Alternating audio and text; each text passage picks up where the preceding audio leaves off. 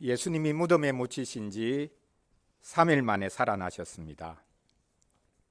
만 3일이 아니라 금요일 해질녘부터 시작해서 토요일 하루 전체를 지나 일요일 주일 새벽에 다시 살아나셨으니 40날이라고 해야 할 것입니다. 시간으로 따지자면 40시간 이내일 것입니다. 그럼 40시간이면 거의 죽었다가 다시 살아날 수 있는 시간입니까? 완전히 죽은 사람은 살아날 수 없겠지만 거의 죽은 것 같아서 놓아두었는데 40시간 이후에 다시 살아나는 이런 일이 있을 수 있겠습니까? 40시간 그리고 40날이라면 빠른 것입니까? 아니면 늦은 것입니까? 늦은 것이 아닙니다.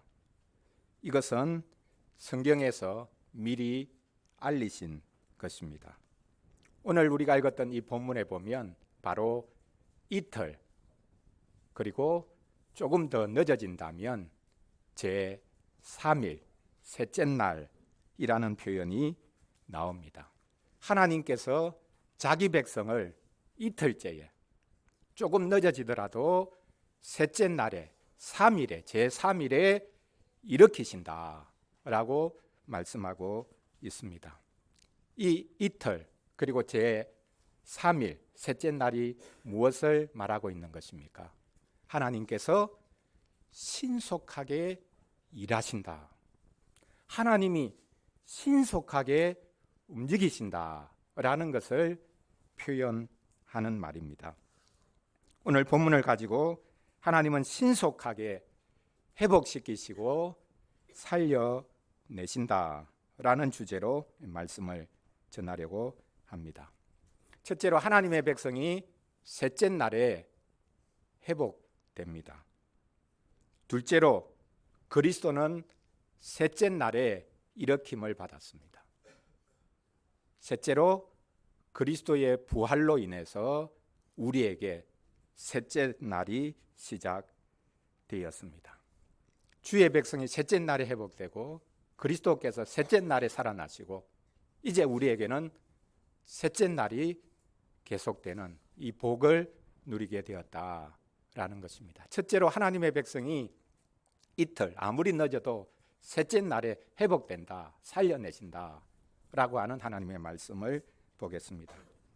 우리가 알고 있듯이 선지자 호세아는 이스라엘 백성이 하나님으로부터 얼마나 멀어져 있는지를 그의 몸으로 그의 행위로 생생하게 증거했습니다. 말로만 하나님의 뜻을 계시한 것이 아니라 그의 행동이 그의 삶이 하나님의 뜻을 계시하는 것이 되도록 하나님께서 그를 사용하셨습니다. 하나님은 선지자에게 음란한 여인과 결혼하라고 하시고 자식을 낳아서 이름을 지으라고 하십니다. 우리 친구도 호세아가 낳은 아이들의 이름이 뭐였습니까?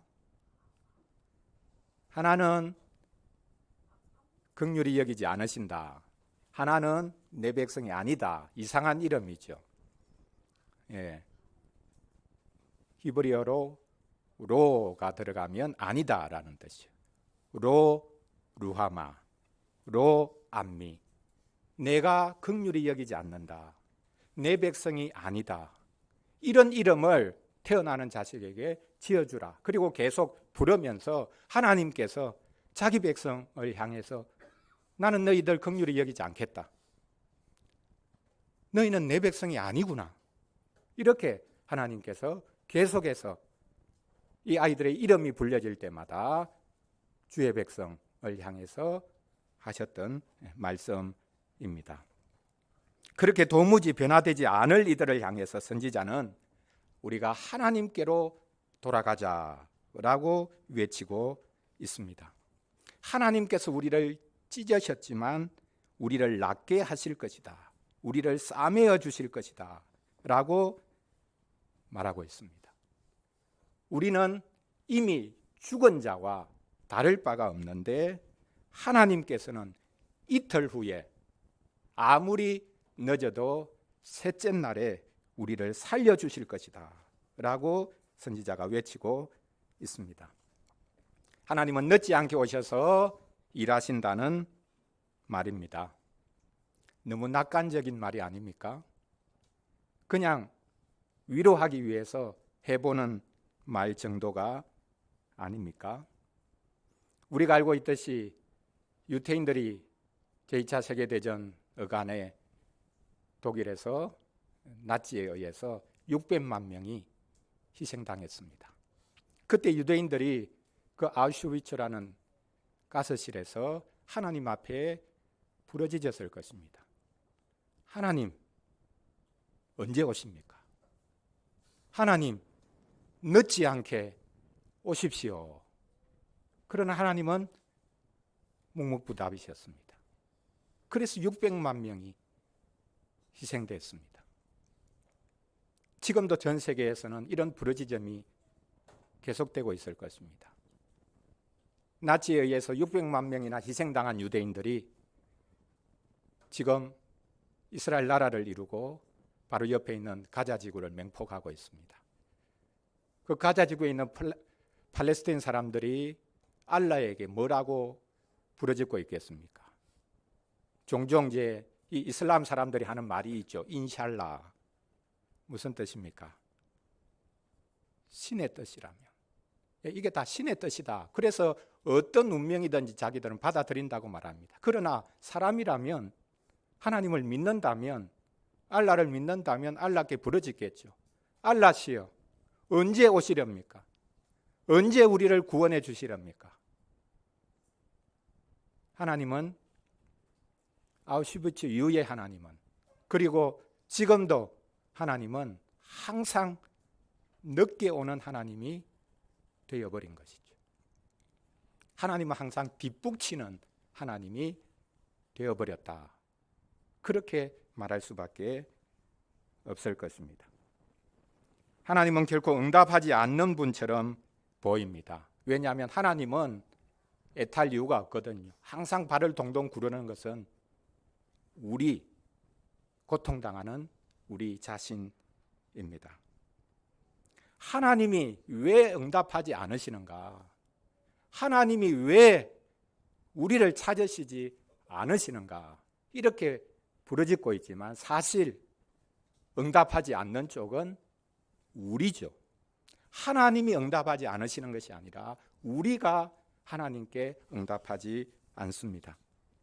하나님은 거듭 돌아오라고 외치시는데 우리가 답하지 않습니다. 어떻게 해야 됩니까? 손바닥도 마주쳐야 소리가 난다는 말이 있지 않습니까? 하나님이 아무리 원하시더라도 우리가 하나님께로 돌아가야 하지요. 그런데 선지자는 말합니다. 하나님께서는 이틀 후에, 늦어도 3일째에 셋째 날에 오셔서 살려주신다라고 말씀합니다. 하나님은 뒷짐지고 계시는 것이 아니라 우리가 어떻게 하느냐를 보고 재고 계시는 분이 아니라 하나님은 우리보다 먼저 움직이시는 분이다. 우리보다 먼저 신속하게 우리를 위해서 일하시는 분이다. 그렇게 선지자가 말하고 있습니다. 시작은 우리가 하나님께로 돌아가자, 이렇게 선지자가 외치고 있죠. 하나님의 백성들의 모습을 보면서 너무 안타까워서 하나님께로 우리가 좀 돌아가야지. 그런데 선지자는 하나님은 사실 우리가 움직이기 전에 먼저 움직이시는 분이다. 그것을 말하고 있습니다. 우리 하기에 달렸다는 그런 뜻이 아닙니다. 우리는 하지 못해도, 심지어 하나님께로 돌아가려고 하는 마음이 없다 할지라도 하나님은 우리에게로 오신다. 이틀 뒤에 제3일째, 그때 하나님은 우리를 살려주신다. 이렇게 외치고 있습니다. 우리가 생각하는 것만큼 하나님은 그렇게 늦게 오는 분이 아닙니다. 하나님은 자발적으로 일하시는 분이요, 열심히 일하시는 분입니다. 하나님은 다른 모든 신들과 달리 항상 무언가를 재고 따지는 분이 아닙니다. 우리와 거래하는 분이 아닙니다. 우리가 어느 정도의 패를 내밀면 그 다음에 하나님께서 다음 패를 내밀고 그렇게 해서 서로 밀고 당기고 하는 그런 관계가 결코 아닙니다. 하나님이 부르셨기에 하나님께서 책임지겠다고 하십니다. 여기 이틀 그리고 셋째 날은 짧은 기간을 말합니다. 하나님이 신속하게 일하신다. 이것이 다른 말로 바꿔보면 하나님은 우리를 잠시 벌하시고 잠시 징계하시지만 영원한 복을 주기를 원하신다. 이렇게 바꾸어 말할 수도 있습니다. 이사야 54장 8절에 하는 말씀이 바로 이것입니다. 내가 넘치는 진노로 내 얼굴을 내게서 잠시 가렸으나 영원한 자비로 너를 긍휼히 여기리라. 이 말씀 바로 앞부분에 보면 하나님께서 이스라엘을 향해 뭐라고 말씀하시느냐 하면요, 나는 너의 남편이다 이렇게 말씀하십니다. 아내가 남편을 버리고 그 사랑을 버리고 떠나갔습니다. 그래서 하나님께서 지금 이스라엘을 향해서, 아내인 이스라엘을 향해서 다시 사랑을 지금 호소하고 있는 것입니다. 내가 너를 잠시 버렸지만 큰 긍휼로 너희를 모을 것이다. 이렇게 하나님께서 선지자를 통해서 말씀하고 계십니다. 여러분, 우리가 선지서 중에 마른 뼈가 살아있는 사람으로 바뀌고 거대한 군대가 되는 그 환상을 본 선지자 알고 있죠? 누굽니까? 에스겔 선지자. 환상 골짜기에 마른 뼈들이 널려 있는데 하나님께서 거기에 힘줄이 붙고 거기에 가죽이 덮이고 거기에 성령의 바람을 불어서 그들이 살아나게 하고 그래서 일어나서 거대한 군대가 되는 환상. 이것이 무엇을 말합니까? 하나님이 둘째 날에 늦어도 제3일에 주의 백성을 일으키신다라는 것을 생생한 장면으로 보여주는 것입니다. 하나님은 죽어가는 이들, 아니 이미 죽은 이들을 살려내십니다. 하나님은 살려내시는 분입니다. 하나님은 우리를 돕기 위해 바쁜 분입니다. 이 세상에서 제일 바쁜 분이 하나님이시라 라고 말할 수 있습니다. 하나님의 은혜는 무궁합니다. 우리가 탕자 이야기를 알고 있습니다. 탕자가 아버지께로 돌아오죠. 많은 시간이 걸립니다. 모든 것을 허랑방탕하게 다 써버리고 어쩔 수 없이 아버지 품으로 돌아옵니다. 그러나 아버지는 한순간도 아들을 버린 적이 없고 아들이 돌아오기를 계속 기다렸습니다. 하나님의 기다림은 끝이 없습니다. 그리고 다른 한편으로 하나님의 기다림이 끝이 없다는 것을 생생하게 표현하기 위해서 이틀 뒤에 그리고 셋째 날에 하나님께서 일으키신다라고 오늘 본문에서 말씀합니다. 사실 이틀이나 3일은 하나님의 긍휼과 기다림을 표현하는 말이지만 우리 쪽에서 보면 이것은 우리가 얼마나 지체하고 있는지를 보여주는 날 표현이기도 합니다. 하나님은 기다리다 못해 발벗고 뛰어 나가십니다. 하나님은 그렇게 기다리기만 하시는 분이 아니라 친히 찾아오셔서 주의 백성을 일으켜 주시는 분이다. 죽은 이들을 살려주시는 분이다. 이렇게 오늘 본문에서 말씀하고 있습니다. 둘째로 여기 이틀 그리고 셋째 날이 신약 성경에서 어떻게 이루어지는가라는 것이 바로 예수님의 부활임을 성경이 증거하고 있습니다.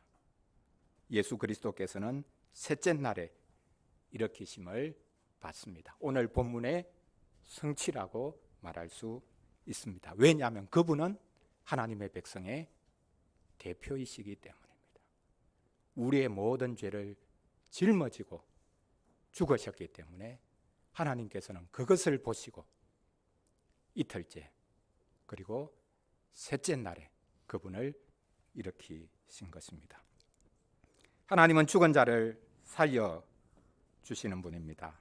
셋째 날 3일째에 살리십니다. 예수님께서 제자들에게 계속해서 하신 말씀이 이것입니다. 예루살렘으로 올라가시면서 여러 번 제자들에게 계속 이 사실을 환기시키셨습니다. 구약 성경을 알고 있는 제자들은 이 셋째 날이 뭘 의미하는지를 어렴풋하게 알았을 것입니다. 그럼에도 불구하고 예수님의 말씀을 외면하죠. 왜 예수님이 죽으셔야 되는가? 이런 생각을 하죠. 예수님은 베드로의 신앙 고백을 받으시고 바로 당신이 고난받으시고 죽으시고 살아나실 것을 말씀합니다. 최초로 예수님이 당신의 죽으심에 관해서 그리고 셋째 날에 살아나심에 관해서 말씀한 구절이 마태복음 16장 21절입니다. 예수님이 이렇게 말씀하십니다. 이때로부터, 여기 이때로부터가 뭐냐면 베드로의 신앙 고백, 주는 그리스도시요 살아계신 하나님의 아들입니다. 그 고백을 가이사랴 빌립보에서 받으시고 그 다음에 예수님께서 이때로부터 신앙 고백을 받으시고 너희들이 내가 누군지를 고백했는데 사실은 내가 고난받아야 된다. 내가 죽어야 된다. 그래서 하나님이 셋째 날의 나를 살려주실 것이다. 이것을 비로소 밝힙니다. 이때로부터 예수 그리스도께서 자기가 예루살렘에 올라가 장로들과 대제사장들과 서기관들에게 많은 고난을 받고 죽임을 당하고 제3일에 살아나야 할 것을 제자들에게 비로소 나타내시니. 자, 베드로가 예수님에 대해서 신앙 고백했습니다. 그러니까 예수님이 딱 받아가지고 나는 죽어야 된다 이렇게 말씀하십니다. 그러니까 베드로가 예수님의 말씀을 또 딱 가로채가지고 예수님 그러면 안 되죠. 아니 우리가 예루살렘 올라가는데 예루살렘 올라가서 예수님이 왕이 되고 우리가 다스리고 로마도 물리치고 그렇게 해야 되는데 예수님 죽으신다니요. 무슨 말입니까? 정신 차리세요. 정신 좀. 그렇게 약한 마음 품으면 안 됩니다. 베드로가 예수님을 오히려 책망합니다. 죽으셔야 된다고 하는 것을 이해를 못하는 거죠. 주의 백성들의 죄를 담당하고 주님이 십자가 지셔야 된다는 것, 자기들 때문에 십자가 지셔야 된다는 것을 모르고 있는 것이죠. 그 예수님이 베드로를 향해서 뭐라고 말씀하십니까? 너는 사탄이다. 베드로를 향해서 사탄이라고 말씀하십니다. 광야에서 40일 동안 마귀에게 시험 받으시는 마귀가 유혹했던 그 말이 예수님에게 지금 다시 한 번 더 들렸다는 뜻입니다. 처음부터 끝까지 마귀는 항상 당신이 메시아니까 당신 이름 내고 당신의 능력을 드러내고 그렇게 해서 인정받아라. 하나님의 아들이라는 것 인정받아라. 이렇게 계속 유혹했거든. 이 마지막 순간에 사탄이 베드로를 통해서 말합니다. 십자가 지면 안 됩니다. 십자가 지지 말고 성공하는 길 찾으세요. 성공하는 길. 그래서 예수님이 베드로를 향해서 너는 사탄이다. 이렇게 말씀하십니다. 예수님의 말씀이 이어지죠. 너가 하나님의 일을 생각하지 않고 사람의 일을 생각하구나. 하나님의 일이 무엇입니까? 지금 베드로는 하나님의 일을, 하나님이 하시는 일을 생각하지 않고 사람의 일, 예수님 때문에 어떻게 하면 이득을 볼까? 자리 한 자리 차지할까? 그 인간의 일, 거기만 관심이 가 있었다는 것을 볼 수 있습니다. 반대로 하나님의 일이 뭡니까? 오늘 본문이, 우리가 읽었던 이 본문이 바로 하나님의 일입니다. 하나님께서 주의 백성을 고치고 싸매시고 살리신다. 이틀 후에 늦어도 셋째 날에 살리신다. 이것이 하나님의 일입니다. 이후로 예수님께서는 계속해서 제3일, 셋째 날에 대해서 계속 여러 번 말씀하셨습니다. 하십니다. 내가 제3일에 셋째 날에 살아날 거다. 이렇게 말씀하십니다. 예수님이 부활하셨습니다. 다시 살아나셨습니다. 그리고 제자들에게 찾아가죠. 제자들에게 찾아가서 그들에게 한 이야기도 성경을 통해서 메시아가 고난당하고 죽고 살아나야 할 것을 성경에서 말씀했는데 너희들이 왜 믿지 못했냐? 왜 지금도 믿지 못하냐? 그것을 계속해서 깨우쳐 주십니다. 구약 성경 전체가 셋째 날 제3일을 말씀하고 있었다. 하나님께서 주의 백성을 셋째 날에 살려주신다. 이것이 구약 성경 전체가 하는 말씀이었다. 그것을 제자들에게 다시 한 번 더 밝히고 계십니다. 누가복음 24장 44절부터 이것을 말씀하고 있는데요. 우리 누가복음 24장 44절을 한번 찾아보겠습니다. 부활하신 예수님이 이제 제자들을 찾아가셔서 그들에게 하시는 말씀입니다. 누가복음 24장 44절인데요. 부활하신 예수님이 이제 제자들을 만나셔서 그들에게 하시는 말씀입니다. 내가 너희와 함께 있을 때에 너희에게 이미 말했지 않냐? 모세 율법, 선지자의 글, 시편. 이건 구약을 세 구분으로 나눈 겁니다. 구약은 모세 율법이 있고, 그 다음에 선지자가 있고, 선지자의 글이 있고, 그 다음에 시편. 유대인들이 구약을 나누는 이제 세 가지 구분을 여기 말을 하는 건데, 쉽게 말하면 구약 전체에서 나를 가리켜 기록된 모든 것이 이루어져야 하리라라고 말했는데, 그게 바로 지금 이루어졌다. 내가 죽고 내가 살아난 이것이 바로 구약 성경 전체가 말하고 있는 것이다 라고 말씀을 합니다. 그러면서 46절부터 또 말씀하시죠. 우리 46절 47절 한번 읽어보겠습니다. 그들의 마음을 열어 성경을 깨닫게 하시고 또 이르시되 이같이 그리스도가 고난을 받고 제3일에 죽은 자 가운데서 살아날 것과 또 그의 이름으로 죄사함을 받게 하는 회개가 예루살렘에서 시작하여 모든 족속에게 전파될 것이 기록되었으니. 뭐가 기록되어 있다는 말입니까? 구약 성경 전체에 기록되어 있는 게 뭐라는 말입니까? 그리스도께서 고난받으시고 죽으시고 부활하시고, 그래서 그 부활로 말미암아 죄 용서의 말씀이 선포되고, 그래서 땅끝까지 이 부활의 소식이 전해질 것이 구약 성경에 이미 기록된 거다. 이렇게 말씀하십니다. 그런데 제자들은 예수님이 고난받고 죽으시고 다시 살아나실 것이 바로 자기들을 위한 것, 그것임을 결코 알지 못했습니다. 예수님의 죽음이 자기들을 위한 것이고 예수님의 부활도 자기들을 위한 것임을 알지 못했습니다. 예수님의 죽으심과 부활이 온 세상을 위한 것임을 알지 못했습니다. 그래서 살아나신 분이 다시 한 번 더 성경을 가지고 제자들을 가르치십니다.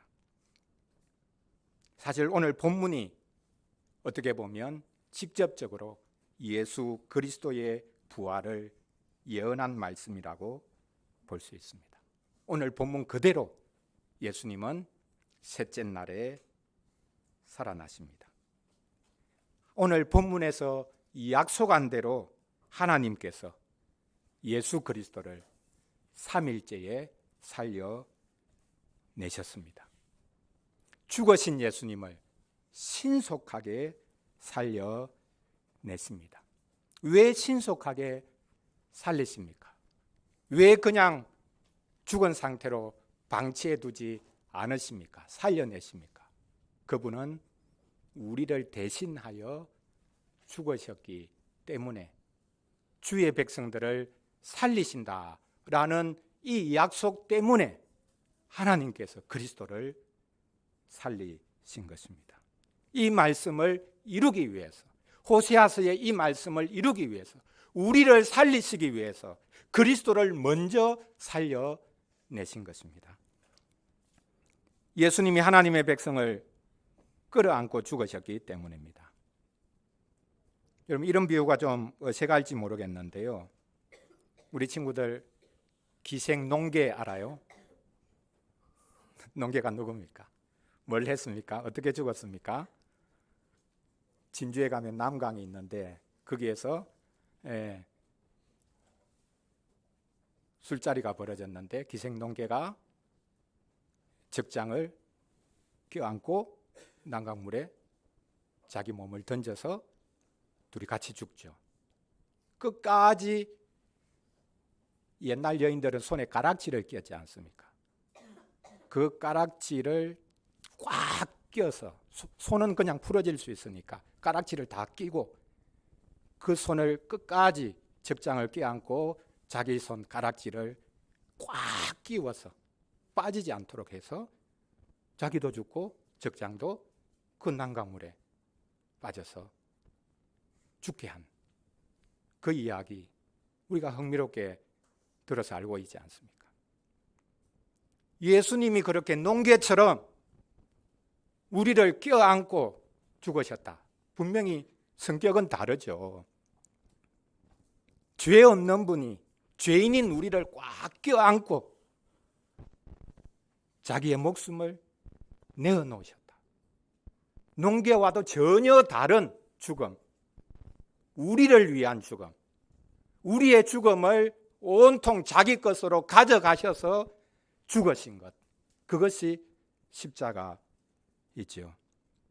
하나님이 사람으로 오셨고 원수 같은 우리를 끌어안고 십자가에 자신을 던지셨습니다. 농개는 적장을 미워하면서 끌어안고 같이 죽자 이렇게 했지만 그리스도는 우리를 사랑하셔서 자기 목숨을 내어놓으시면서 우리를 살려주시는 이 놀라운 은혜를 베풀어 주셨습니다. 오늘 본문의 성취를 위해 하나님이 예수님을 살리셨다, 그렇게 말씀드렸는데요, 사실 오늘 본문을 이루기 위해서 하나님이 예수님을 살려주신 것은 아닙니다. 오늘 본문은 예수님 때문에 있습니다. 예수님 때문에 하나님이 이틀 뒤에, 그리고 늦어도 3일째에 내가 너희를 살릴 것이다 라고 하나님이 말씀하실 수 있었던 것입니다. 하나님이 예수님을 보내실 것이기 때문에 오늘 말씀을 하실 수 있었습니다. 구약시대 때부터 자기 백성을 대신할 분을 하나님께서 보내주겠다 처음부터 타락한 순간부터 인류에게 약속하셨고, 그 약속을 하나님께서 한 번도 잊지 않으시고 계속해서 상기하고 계시기 때문에 오늘 본문과 같은 말씀을 하나님께서 하실 수 있었던 것입니다. 이 말씀의 성취가 예수님의 살아나심이 아니고 예수님 때문에 이 말씀이 존재하고 하나님의 백성이 살아날 수 있게 된 것입니다. 예수님 때문에 하나님의 백성이 이틀 뒤에, 늦어도 3일째에 살아납니다. 이스라엘의 부흥은, 그리고 교회의 부흥은 오직 그리스도의 부활로 인해 가능한 것이죠. 자, 셋째로 그리스도의 부활로 인해, 그리스도께서 셋째 날에 부활하셨는데 그리스도의 그 부활로 인해 우리에게 주어진 유익이 뭐냐? 우리에게는 셋째 날이 시작이 되는 이 놀라운 유익이 주어졌다라는 것을 살펴보겠습니다. 그리스도의 부활이 우리에게 무슨 유익을 줍니까? 그분이 살아난 것하고 나하고 무슨 관계가 있냐? 그분은 그분 자신이 살아난 거고 나는 지금 죽겠는데 그분이 살아난 게 뭐 나에게 지금, 내가 지금 죽을 것 같은 이 상황에 무슨 유익을 주고 도움을 줄 수 있냐? 이렇게 물을 수 있겠습니다. 왜 교회는 예수님의 부활을 그렇게 축하했을까요? 예수님의 부활이 우리에게 새로운 생명을 일깨우시기 때문입니다. 새로운 생명을 일으키기 때문입니다. 과학은 장례식과 함께 발전한다는 말이 있습니다. 많은 사람이 죽어나가는 것을 통해서 과학이 한 걸음씩 발전한다는 것입니다. 근데 저는 과학 때문에 장례식이 오히려 많아지고 있는 것 아닌가. 장례식이 과학을 발전시키는 것이 아니라 과학이 장례식을 더 많이 만들고 있는 것은 아닌가. 이런 생각도 해봅니다. 예수님의 장례식이 우리에게 복이 되었습니다.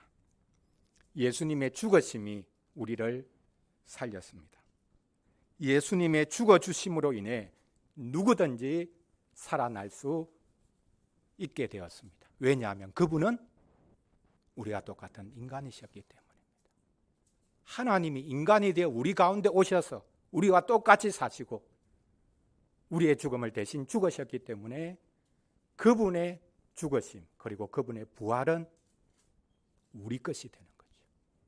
우리는 그리스도와 함께 죽을 수 있고 그리스도와 함께 살아날 수 있는 것입니다. 예수님은 당신의 목숨을 온 세상 사람들의 목숨과 바꾸셨습니다. 비교가 될 수 있습니까? 한 사람의 목숨과 모든 사람의 목숨 바꿀 수가 있습니까? 바꿀 수 없죠. 그것은 한 사람의 목숨값이 더 귀하기 때문에. 왜요? 그리스도 그분은 하나님의 아드님이신데 범죄한 우리 모두의 목숨값과 비교할 수 없는 값비싼 목숨이시죠. 그 목숨을 내어 주셨습니다. 그리고 사실 모든 목숨과 바꾸셨다 했지만 그 모든 목숨은 사실 무가치한 목숨들이었습니다. 예수님은 무가치한 것들을 위해 당신의 존귀한 생명을 내어 놓으셨습니다. 예수님이 당신의 그 존귀한 목숨을 내어 놓으셨기 때문에 이제 우리는 살아났습니다. 그러면 우리는 무엇을 위해 살 수 있습니까?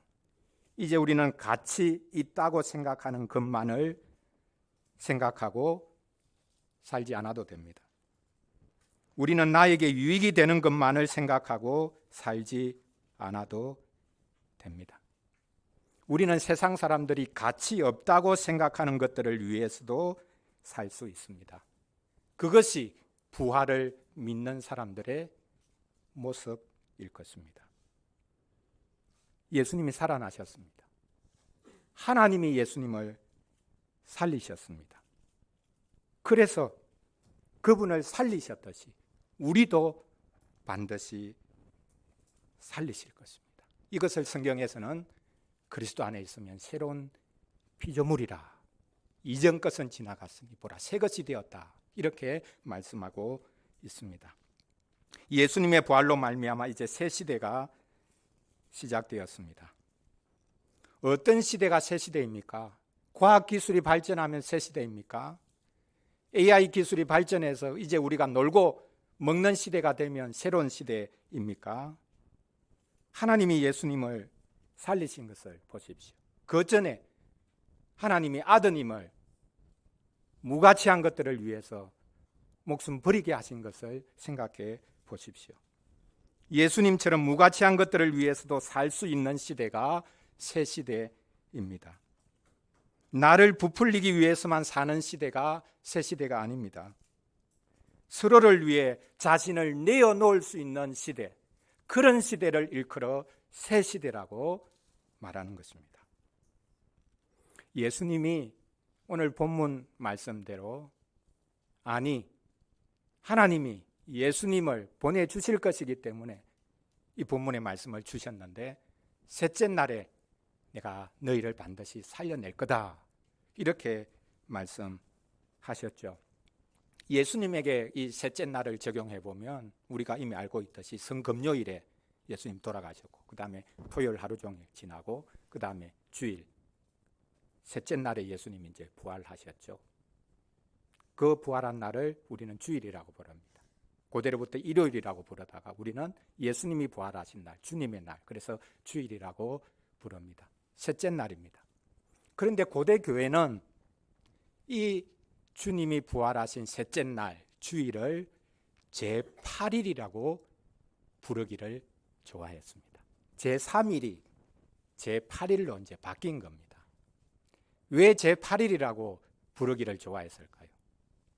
금요일부터 시작해서 토요일, 일요일, 셋째 날, 그 주일. 그래서 매주일을 이제 부활절로 지켰는데요. 이 셋째 날인 주일을, 부활한 이 날을 고대 교회는 8번째 날이다, 이렇게 불렀습니다. 왜 8번째 날이라고 불렀겠습니까?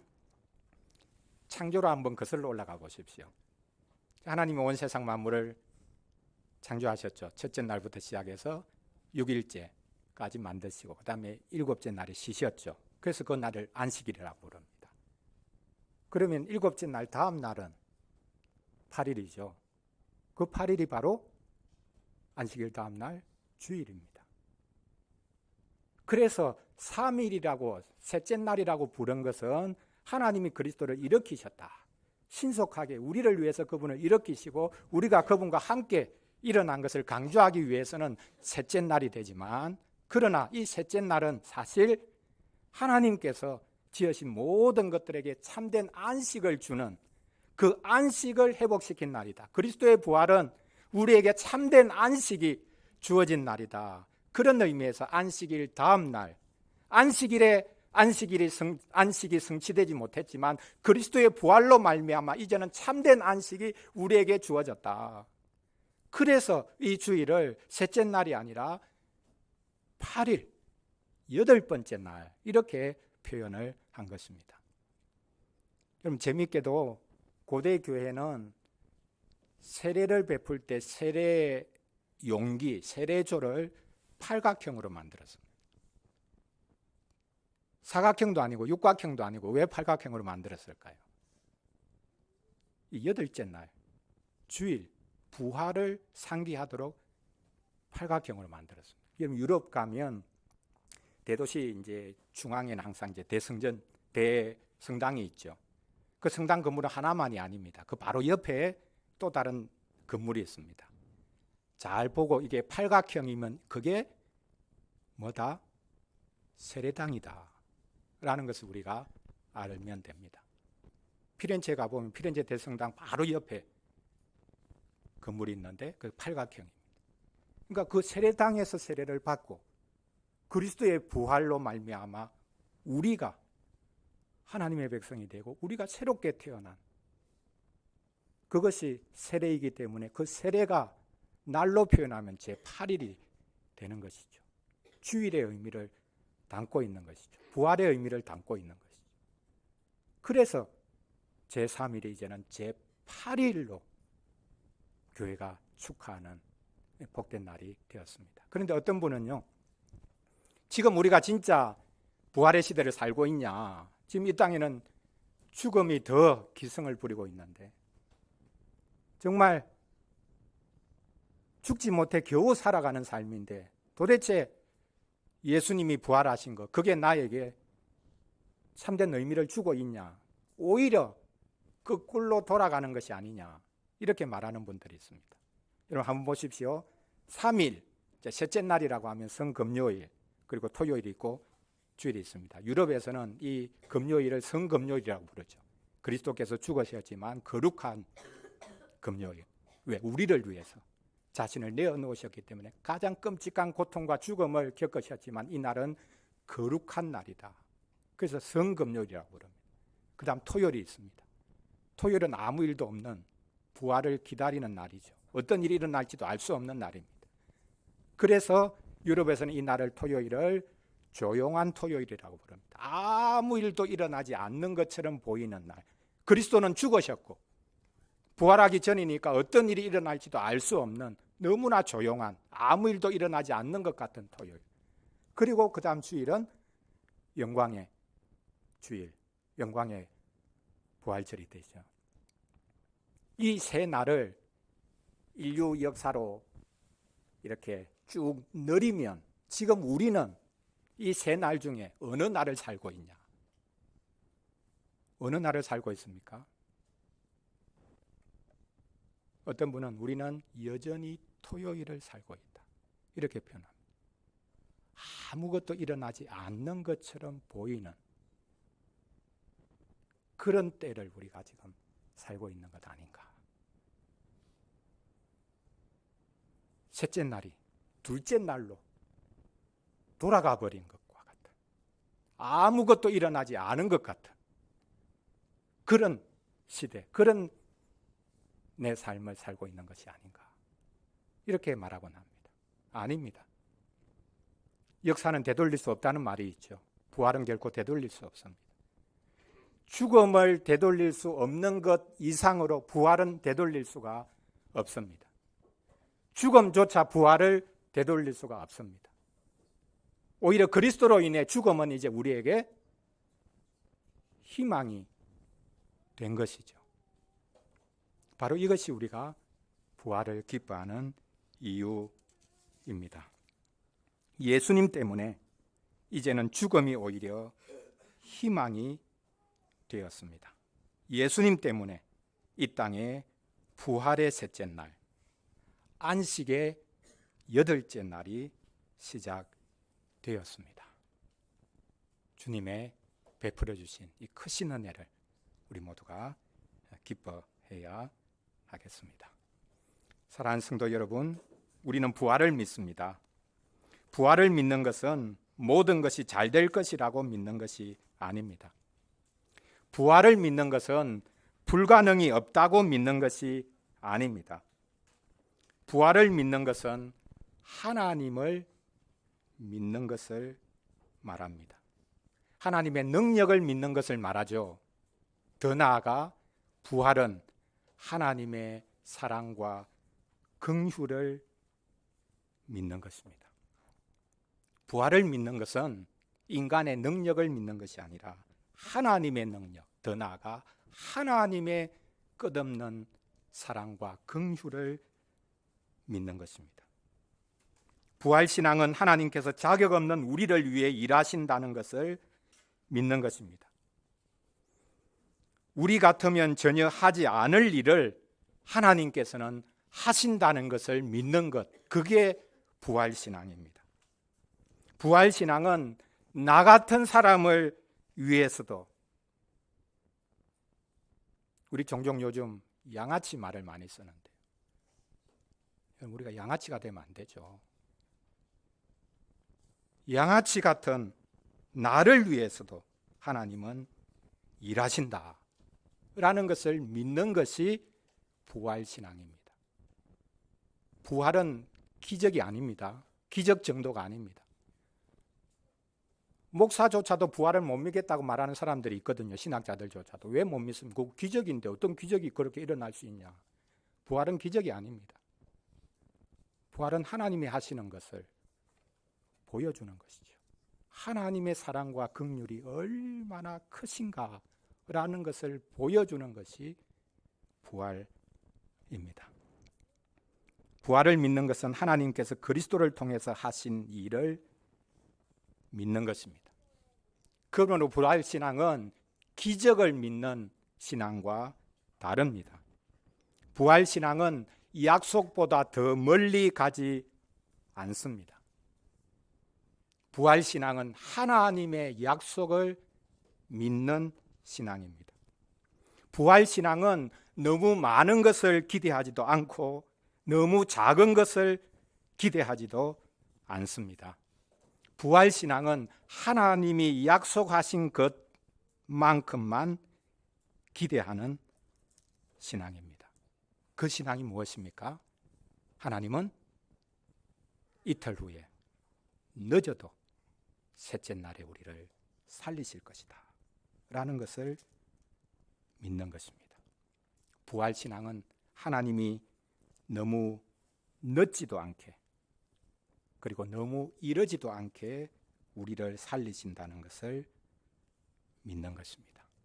이 부활신앙으로 이 땅을 살아가시기를 바랍니다. 그리고 부활신앙으로 나를 보아야 합니다. 하나님께서 나를 살리십니다. 안녕하세요. 양아치 이야기를 했는데요. 내가 양아치 같다 그렇게 생각할 때 스스로 내가 어때서, 그래도 하나님이 독생자 보내셔서 나를 살리셨는데 내가 어때서? 부활신앙으로 모든 일을 보실 뿐만 아니라 나 자신도 부활신앙으로 봐야 합니다.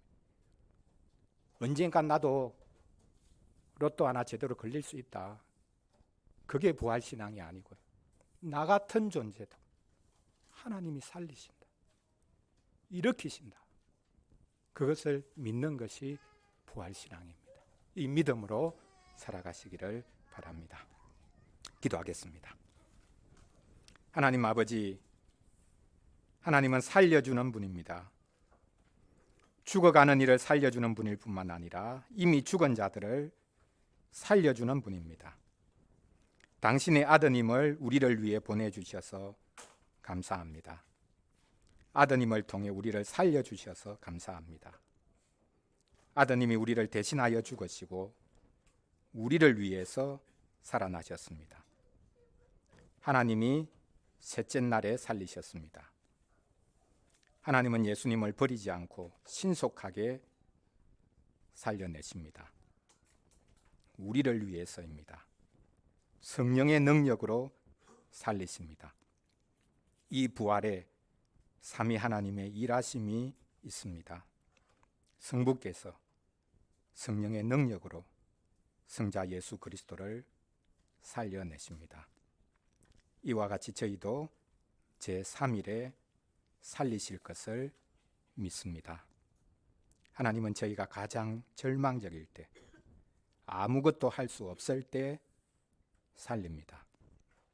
부활은 기적이 아니라 하나님의 일하심입니다. 부활은 하나님의 놀라운 능력이면서 동시에 하나님의 가장 크신 사랑과 긍휼입니다.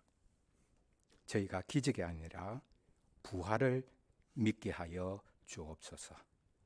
하나님이 살리신 우리 주 예수 그리스도의 이름으로 기도합니다. 아멘.